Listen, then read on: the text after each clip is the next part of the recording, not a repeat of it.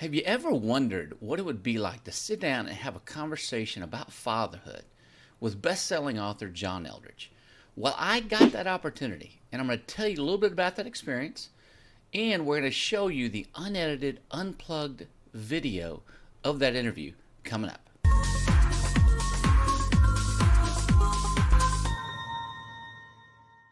Hey, it's John Finch with The Father Effect.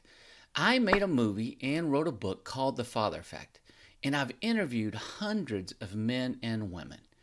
My goal for this channel is to help men and women both find hope and healing from their father wounds, and to help men become the fathers God created them to be. Before we jump into today's video, if you're new to the channel, please hit that subscribe button. And don't forget to check out the Father Effect free 60-minute movie at the link in the upper right-hand corner. I've also included a few links to some of John Eldredge's books in the description. I sat down with John Eldredge as I was making the Father Effect movie. When I first set up the interview, his assistant said we would have about an hour with him. John actually sat with me for about 2 hours. He is an incredible guy who has amazing insights and knowledge about all things men and fathers. In this interview, John Eldredge talks at length about the father wound. He talks about the generational issues like fear, anger, abandonment, unworthiness, rejection, and how, if we're not careful, we can be passing those down to our kids. He talks about how to be a good dad to a son and a daughter, how to be a good husband, the real issue with addiction, and how we overcome it. And he talks about so much more. For those of you who are familiar with John Eldredge and his book Wild at Heart, after watching this video, I think you're going to become even a bigger fan. And for those of you who are not familiar with John Eldredge, this video might just be the one that changes your life and legacy as a dad. Without further ado, here is my unedited, unplugged interview with best-selling author John Eldredge. And we're recording for clip 1, whenever you're ready. Okay. So what is your definition of a father wound? First, you have to understand what little boys need. Every little boy growing up has two essential needs from his dad. He needs to know that his dad adores him. He needs to know, I love you. That's core. That comes first. That's the base for everything else. That's the foundation that everything else in the boy's life is built on. I love you. I am the apple of my dad's eye. He needs to know that, and he needs to know from his father, son, you have what it takes. See, that's the question every little boy has. Do I have what it takes? Will I be a man? Right? Can I come through? And so through the story of his life, through the tender years, the teenage years, on into young manhood, every man craves this. These two things, love and validation, okay? Delight from the Father and affirmation. You've got to get that. And so here's where the father wound comes in. The power of a father to bestow identity is extraordinary. It is, the father-son relationship is the most powerful relationship on the earth, because in the story that we live in, the father-son relationship is the most powerful relationship in the universe, because there is a father and there is a son, okay? So this is where the wounding comes in. If that little boy does not get from his father, you are my delight. If he gets something much worse than that, he may get silence, he may get abandonment, he might get violence. If he does not hear from his father, you have what it takes. Again, if he just gets silence, or if he gets something worse, you are a little, blankety blank and all of that, right? That's where the father wound comes in. Okay, in those two places, in love and validation, delight and affirmation. If the boy gets wounded there from his father, it will define him for the rest of his life until he deals with it. Hey, if you find value in this video, please hit that like button and please subscribe to our channel. That way, every time we come out with a new video, you'll get notified. I greatly appreciate you. As a follow-up to that question, why do you think it's so difficult, men, to get to that point and every man is terrified that he's not what he ought to be. And so we fake it, right? I mean, you want to understand men, all you need to understand is what happened back in the Garden of Eden with Adam and his father, where Adam blows it and he goes into hiding and his father comes looking for him. And Adam says this, I was afraid because I was naked and so I hid.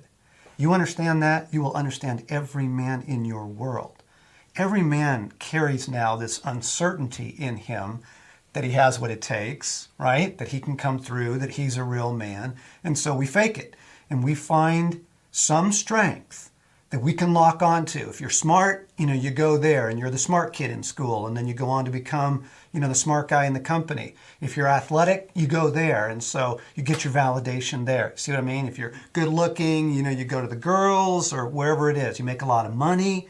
So yeah, men don't want to get within 5 miles of anything that feels like weakness or brokenness in us. Are you kidding me? Right? We are all deeply committed to, faking our way through this thing because we fear exposure. This is a very interesting thing. Women don't fear failure like men do. A woman can take a loss of a career, right, or a setback or a disappointment, and it doesn't seem to blow her out of the water. Women fear abandonment. Men fear failure. And so anything that might expose a weakness in us, a flaw, anything that might indicate, we're not as strong and amazing as, we want the world to think we are, we don't want to get anywhere near that, right? Including, getting in touch with any kind of brokenness or father wound inside of us. But we have to. We have to. If we're going to be whole and true and strong as men.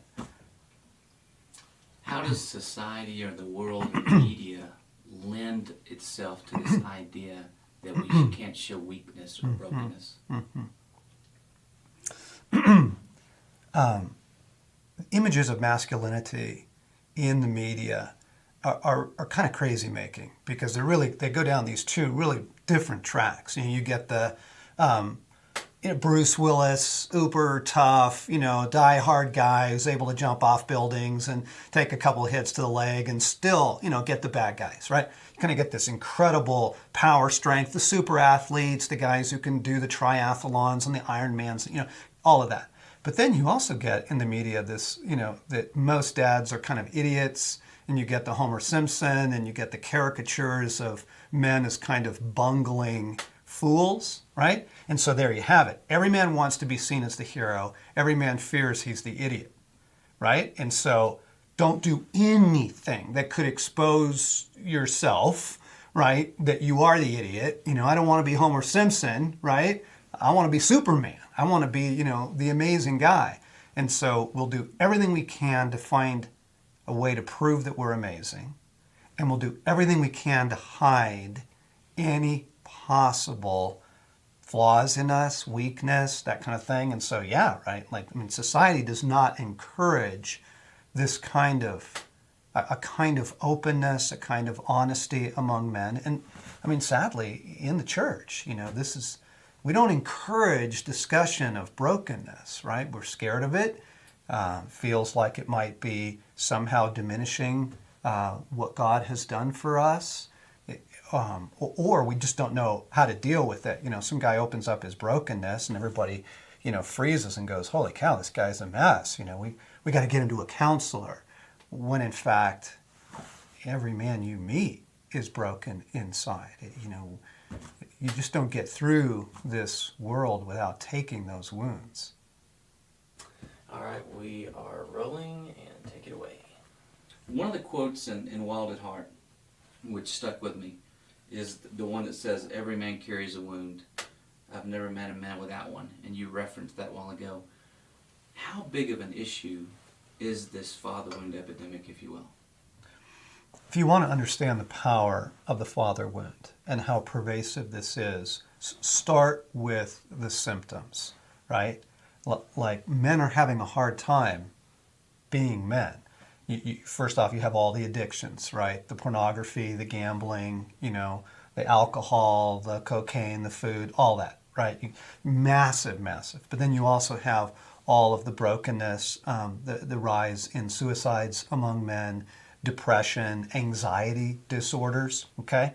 But then you just have all that, just kind of that army of great guys out there who feel like they're blowing it. They don't feel good as dads. They don't feel like they know what to do with a marriage. They don't know how to handle a career. And so you just take all of this debris, right? I mean, what do you do with this evidence? How else do you explain that, right? Well, it all points back to one issue, right? It's that deep, profound woundedness in the heart of men and how they mishandle it.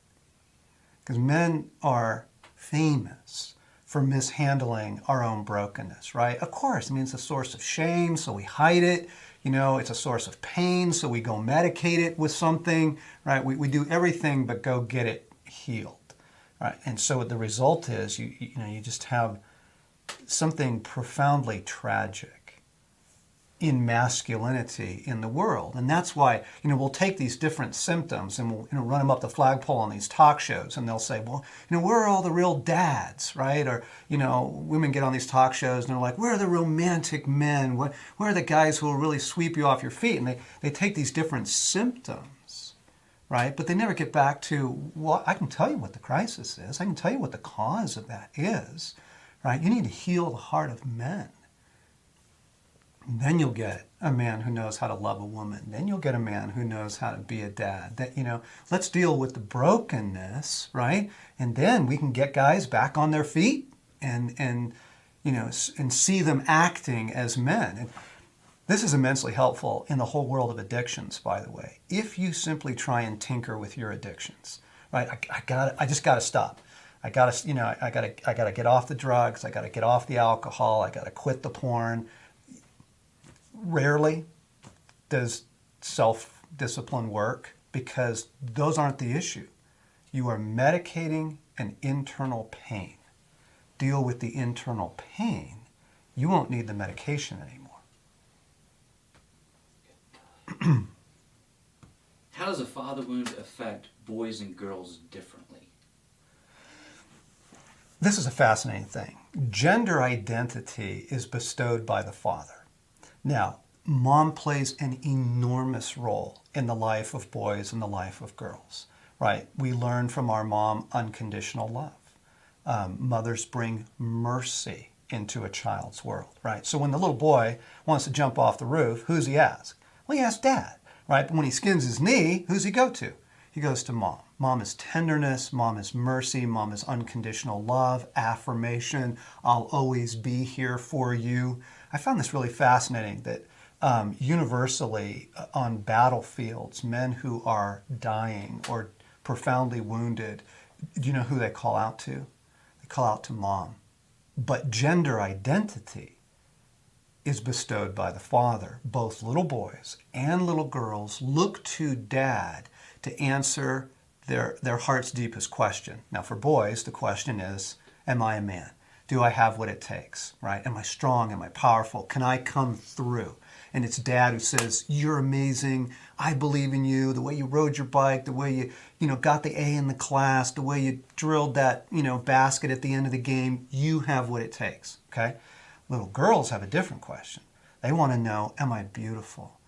Will someone fight for me? Will I ever be chosen? That's the feminine heart, okay? But she also looks to dad to answer that. And it's dad who says, oh, sweetheart, you're amazing. I love you. You're so pretty, and I'm here for you. I'll protect you. I'll fight for you. And one day, you betcha, a great man is going to come along and see how amazing you are. And if a little girl gets that kind of love and validation to the feminine heart, if she gets that from her dad, she's not going to sleep around in high school.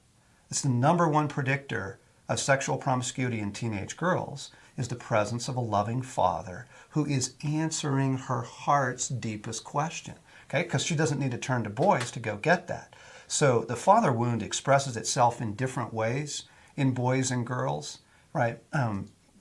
Men are wounded in the place of validation of I don't have what it takes, I'm not loved, I never will be, right? And little girls wounded in the And little girls are wounded in the place in their feminine heart that you're not worth fighting for. You're not even worth knowing. No one will ever choose you. Two kinds of woundedness. It both comes usually through the father. Okay. We're good? Yeah, keep going. Okay.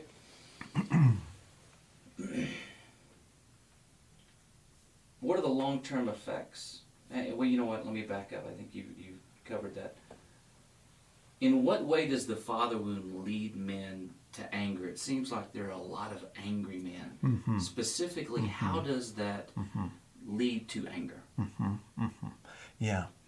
One of the things that's really important to understand about boys and then about men, we want to be powerful. The whole Spider-Man, Jedi Knights, I want to be Batman, I want to be a superhero. You know, they wear the pajamas and the capes, and little guys, you know, they want to be amazing. They want to be strong. And that's because a man bears the image of God in his strength. We portray to the world the strength of God. God will come through. Man will come through. Okay? And so when a father wound is taken in this place of, you know, I don't know that I'm a man, I'm unsure about that, this anger rises up in men. We know that we're meant to come through. We don't know that we can. And we are furious at the world for asking us to be something that we don't know that we are. And so in a marriage, you know, the wife's requiring some things of her husband, and good for her, by the way. She does need to require some things of her husband. But if he doesn't feel like he's got what it takes to come through for her, he'll be angry at her, right, for demanding that of him, okay? Or at work, you know, and the whole work world for men can be a very emasculating experience. You know, he doesn't get to make decisions. He's, yes, sir. He's got to get in line, take orders, that kind of thing. And if he doesn't, again, have these inner issues resolved, he's going to be one angry man at work, right? And then feeling powerless and, you know, raising kids. That it's the whole strength, powerless thing. If a man feels strong and powerful, he'll come through for you, right? He'll take risks. What is that quality? What is that quality in men that caused those firemen to run up the stairs in the World Trade Center when everybody else were running down? What is that courage, that bravery? That guy knows he's got what it takes, right? And then he'll offer it for you. But if he doesn't know he has what it takes, if he's carrying around this broken heart, this deep wound, he's going to kind of be angry at everything, including himself. So how is it that the father wound then leads to the issue of rejection, feelings of rejection or abandonment? Starting with that first basic need of a boy, do you love me? Do you delight in me, Dad? You know, are you proud of me? Knowing that your dad is there for you and that he will never leave you and never forsake you, right? Establishes a confidence, again, in a boy's heart that he's able to move into a man's world. If that gets wounded, he is going to fear rejection and abandonment for the rest of his life. And so, you know, in very severe cases, you get, you know, emotional attachment disorders, right? And they can't commit to a relationship and they can't experience love and like deep withdrawal, deep hiding. In less severe, you'll just get guys who are fairly checked out, don't want to commit to a relationship, you know, don't really want to invest in friendships with men. You know, and you go, why do men isolate? What's with the isolation thing? Most guys don't have friends, right? And when they do get in social settings, it stays pretty surface level. Well, they're afraid of exposure. They're afraid of rejection. Everyone's going to do to me what Dad did to me, is the deep fear, right? So if it's criticism, then he's hypersensitive to criticism, right? And he can't take just a simple instruction from his boss. Hey, Hal, you know, you kind of blew it on that project. Can you get that fixed for me? And, you know, he feels all this criticism. Well, that's the father wound, right? If it was abandonment, then he's going to fear abandonment, right? Or if it's betrayal, like as in many divorce scenarios, the wound is a betrayal wound in the man. He's going to fear betrayal in friendships. He's going to fear betrayal from his wife, right? And so he's going to insulate himself emotionally. How does the father wound shape a man's view of God? I noticed for years, well, first, let me tell you a little bit about my story. So I'm the only son in my family. I have two older sisters. So when I was young, I was kind of the apple of my dad's eye. My dad loved to fish. My sisters wanted to go. My dad loved to fish. My sisters didn't want to go fishing. So I loved it. I got dad. I got dad on weekends. I got to play with dad. And then my dad got taken out. Through a series of just job losses, I think some real disappointments in his own life, not dealing with his own woundedness, he fell to drinking. And as happens with some men, I mean, it just grabbed him like a riptide and took him out to sea, and he was gone. So deep abandonment wounds, right at the time in the boy's life when you're shifting from the boyhood years into the teenage years, and you need to know that you've got what it takes, right? I mean, my dad was gone, checked out, absent. And so, what was the question you asked? How does the father wound shape a boy or man? Yeah, view of God. Okay, yeah. Okay, so he was gone. Physically, emotionally, spiritually, my dad was gone. Now, late in my teenage years, I developed a personal relationship with Jesus Christ.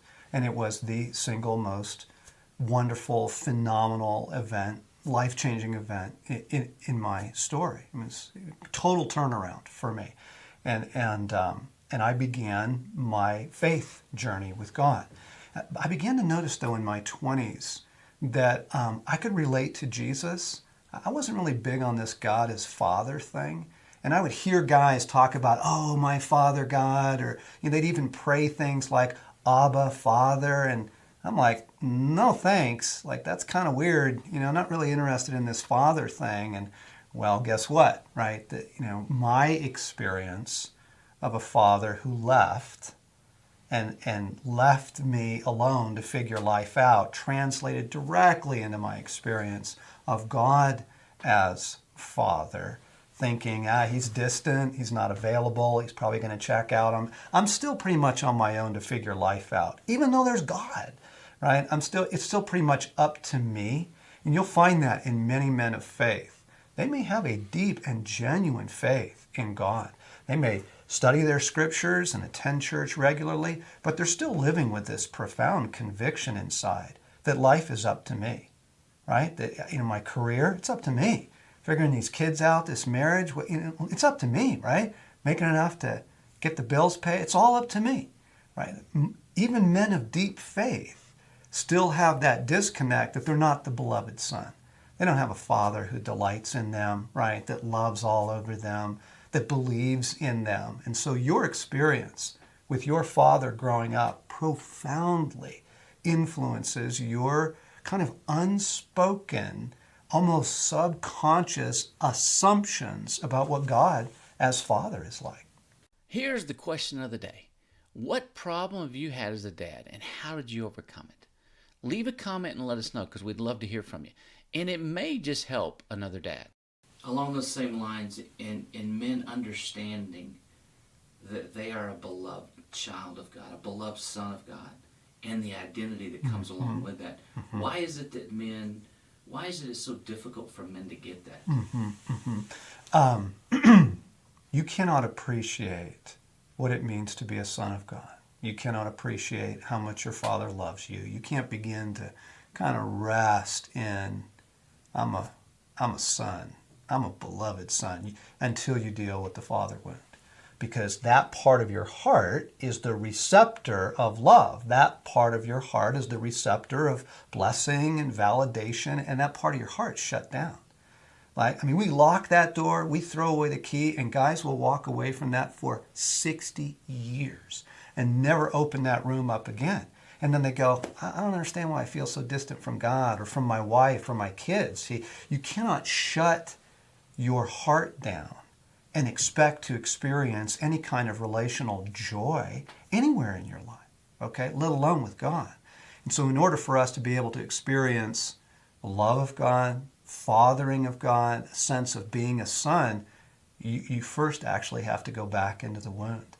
You got to open that broken heart up to the love of God. Open that brokenness up to the healing ministry of Jesus.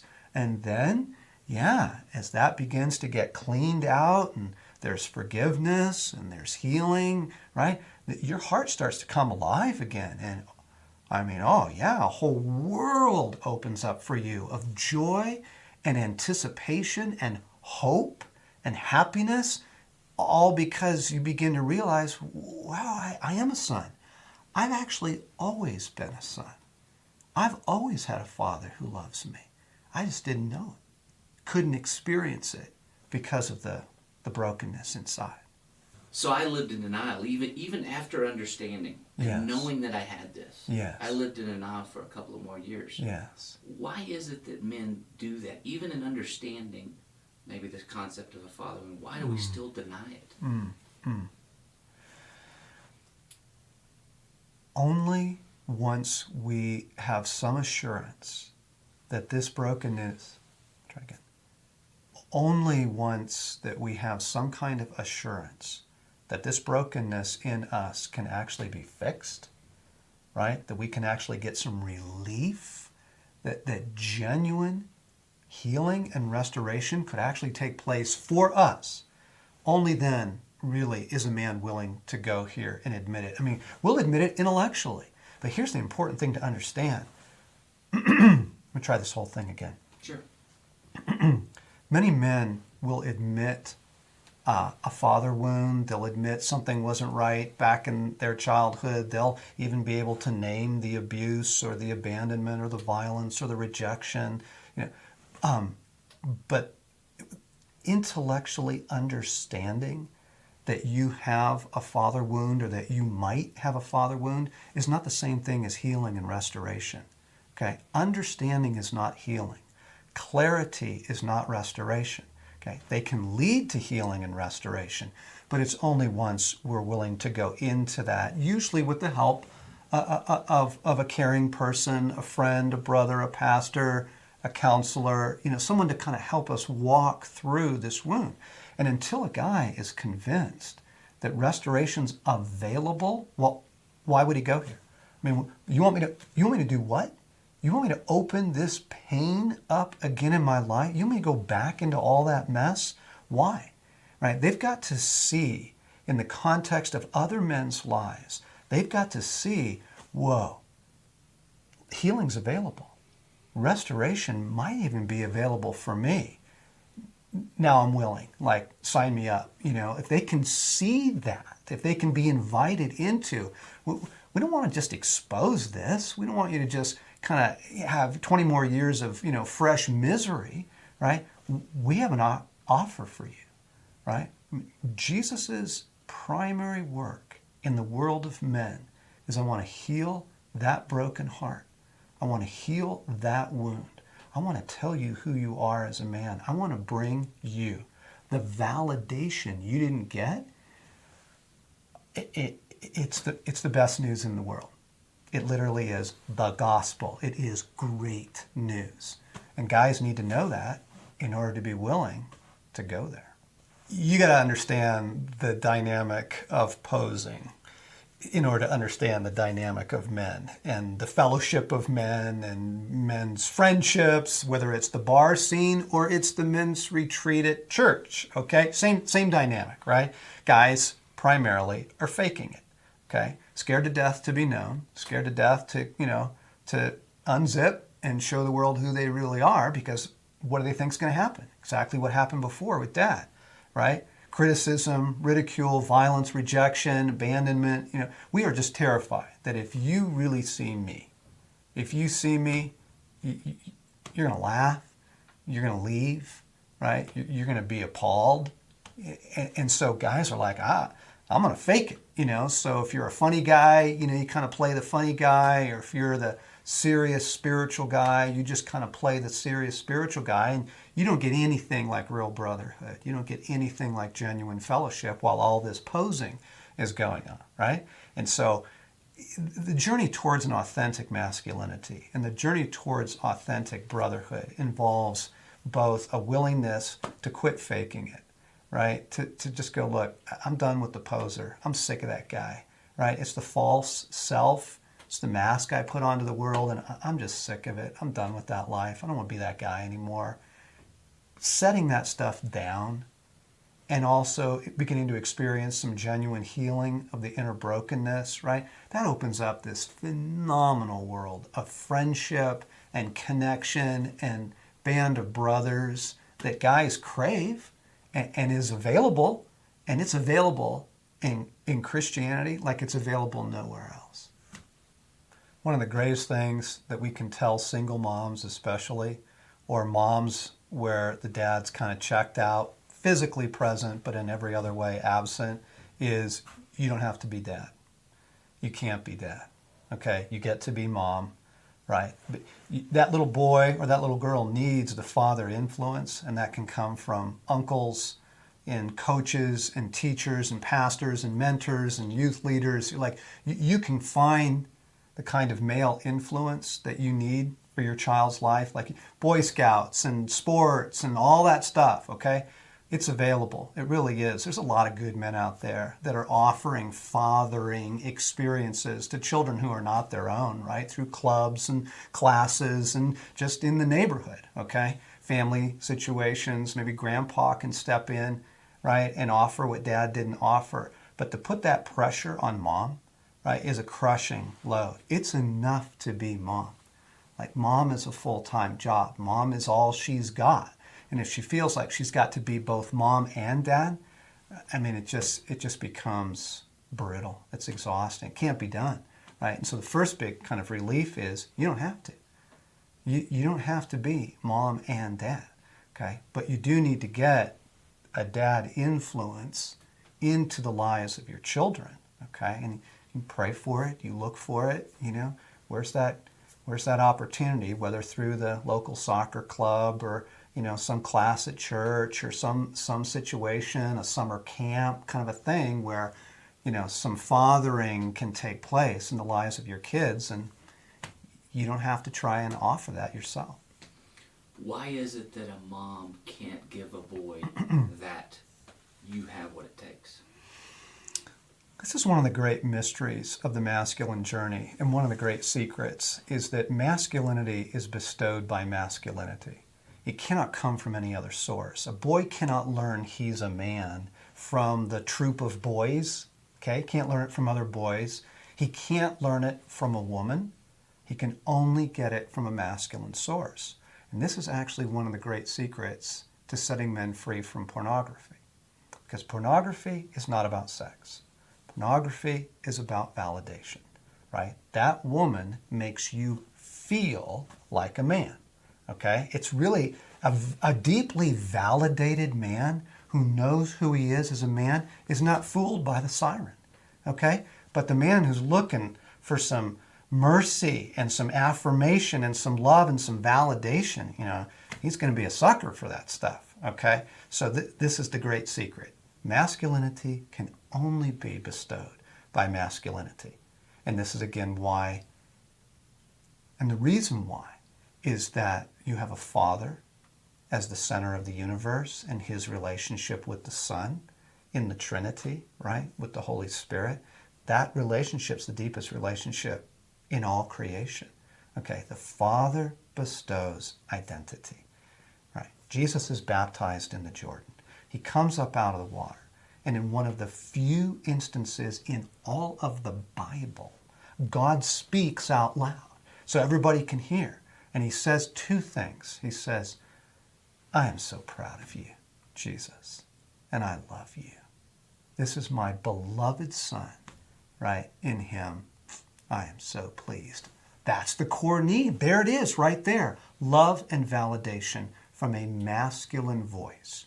Okay, and if we don't get it from the father, can't get it from the mother, right? Can't get it from girls, right? Broken boys often chase after the girls to try and, you know, make them feel like a man, and, you know, and all that stuff, the loud cars and the, you know, the music and the sports and the crazy things that young men do, you know, it's all looking for validation. They're looking for the voice of a father to speak into their life. I see you. You're amazing. I love you, and you have what it takes. The idea of a generational curse. Can you explain that? Can you give me an idea of maybe why men don't get that? Why there's not a connection there? This is a fascinating thing. If you'll notice, certain kinds of brokenness, certain kinds of addictions or bondages seem to flow down through family lines. You'll find in one family line it's divorce. And you'll look back and go, wow, great-grandfathers and great uncles and then fathers and cousins. And then it's like, what's with divorce in this family line? But in another family line, it's not that at all.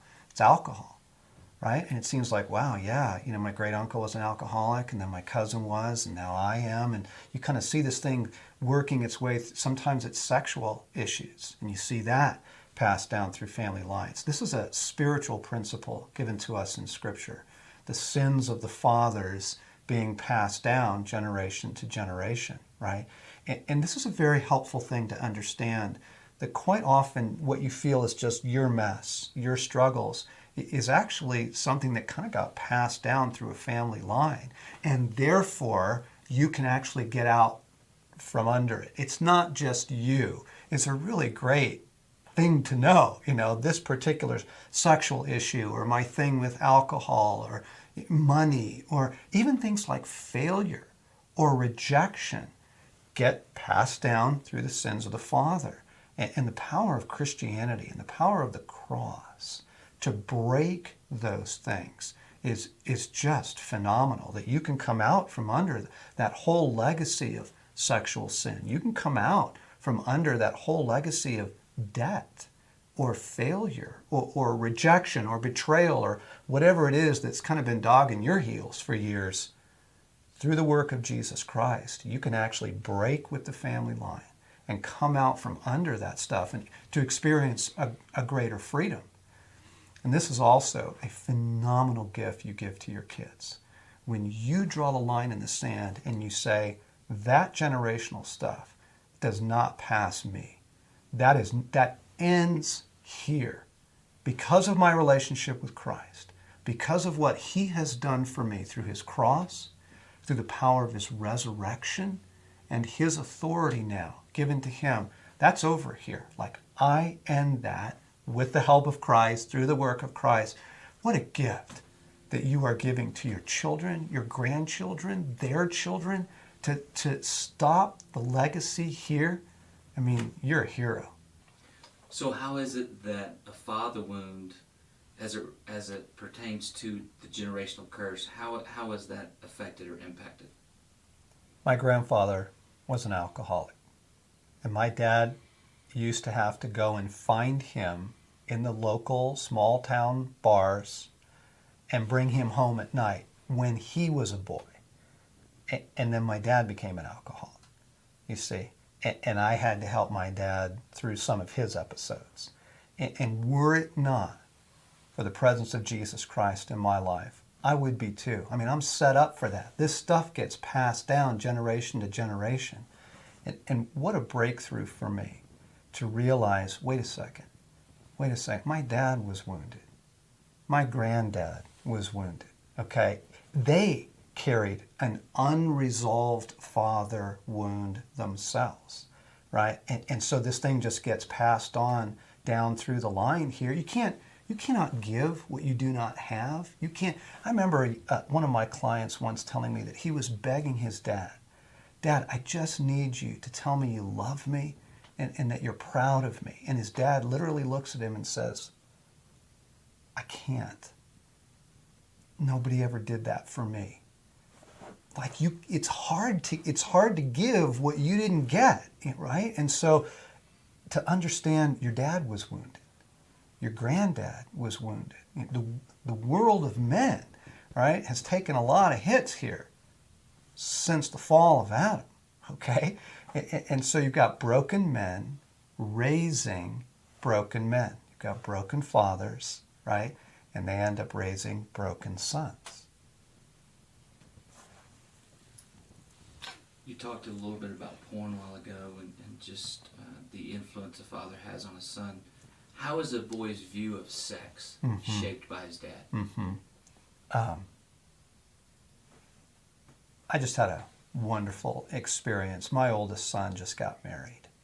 And I had the wonderful opportunity to sit him down before his honeymoon and talk to him about a woman, about her body, his body, about sexuality, about what it looks like to love a woman. Who gets this? Like, I didn't get that from my dad. He didn't get that from his dad. Yeah. But to have a father show you the proper place of sexuality in your life, I mean, this is all, again, deeply linked to the father wound. Collect my thoughts here.